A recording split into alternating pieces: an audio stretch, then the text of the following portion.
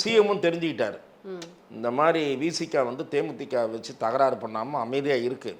ஆனால் அவர்கள் வேலை செய்யணும், கீழே தலித் ஓட்டு முக்கியம் அப்படின்னு அவருக்கு 2 சீட்டை எக்ஸ்ட்ரா கொடுத்து ஜோலியை முடிச்சிட்டார். இதில் ஏமாந்தது யாருன்னா, தேமுதிகவுக்கு அதிகமாக கொடுத்ததன் மூலம் முதலமைச்சரும் போட்டதை வாங்கி கொண்டு திரும்ப வேண்டிய நிலையில் இருந்த கம்யூனிஸ்டுகளும் தான்.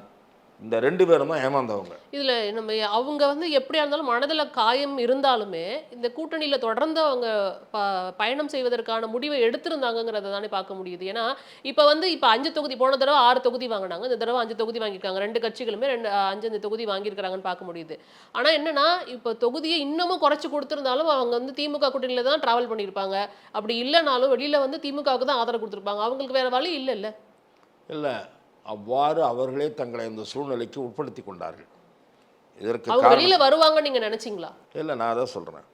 காங்கிரஸ் தன்னுடைய முடிவை மாற்றி எடுத்திருந்தால் விசிகாவோ அல்லது கம்யூனிஸ்ட் கட்சிகளோ கூட மறுசிந்தனைக்கு வந்திருக்கக்கூடும்.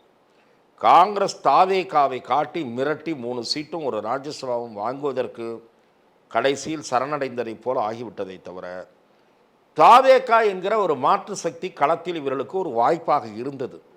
ஆனால் இவர்கள் மக்களை ஏமாற்றுவதற்காக நாங்கள் மதச்சார்பற்ற அணி, பாஜக உள்ளே நுழைந்துவிடும். அது எப்படி நுழையும்?